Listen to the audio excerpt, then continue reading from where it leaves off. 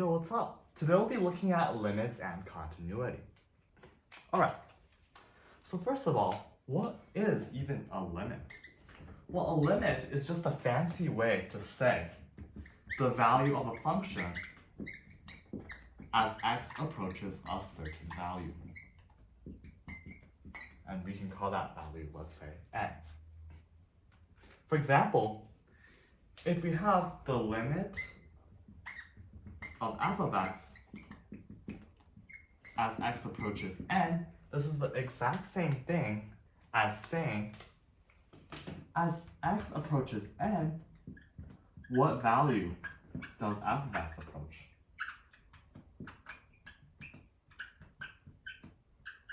These two sentences are the exact same thing. They are the exact same question, right? And we can express this in a more algebraic way. We can say the limit as x approaches n of f of x. This is just a notational way to express this statement. Well, that sounds really simple, right? Well, there are a few caveats or a few things that you need to be careful of when you consider limits. The first thing is that the limit may not necessarily exist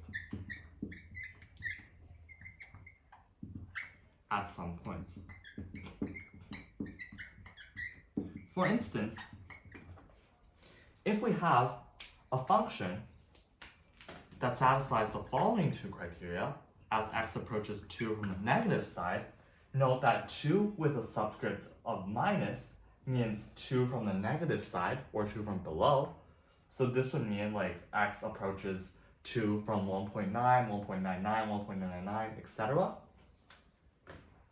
fx approaches 5.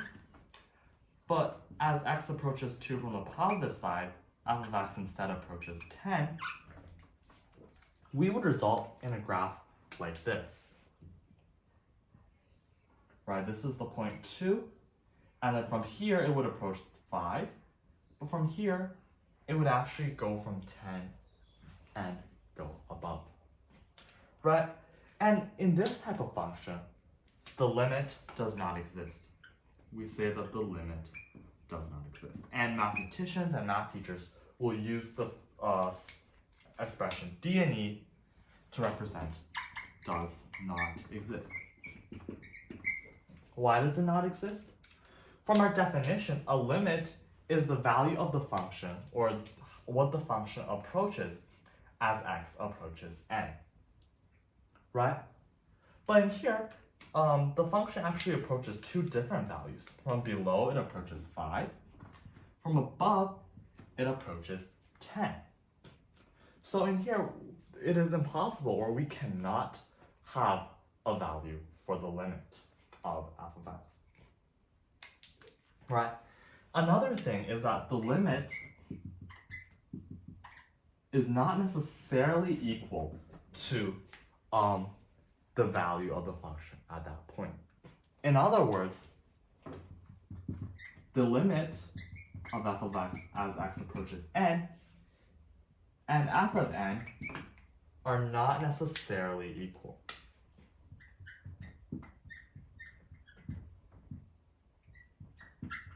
Right, these two things are not necessarily equal. For instance, we can take the function f of x equals x over x.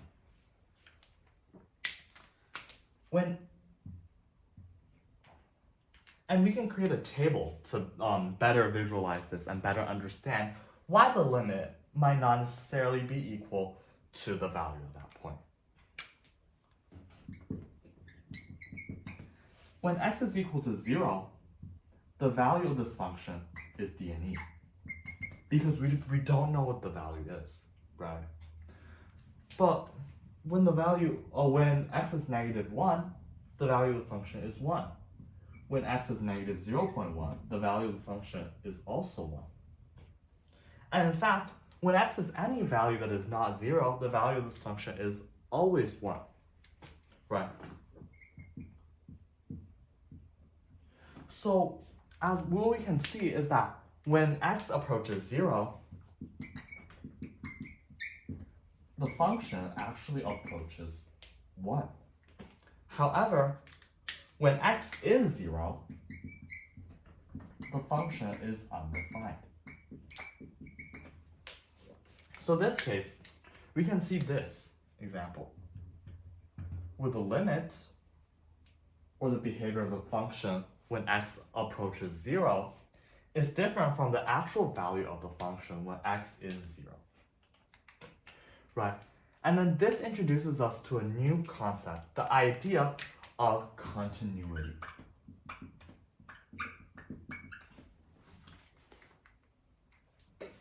If the limit when x approaches n of f of x is equal to f of n, which means that if the behavior of the function as it approaches a value is the same as the actual value at that point, we say that f of x is continuous at n. However, if this is not true, if 1 is not true, then f of x is discontinuous at n. Alright. Yeah, so that's all for the basic idea of limits and continuity. Thank you for watching, and please check the next video for an explanation on more discontinuities and rational functions. Thank you.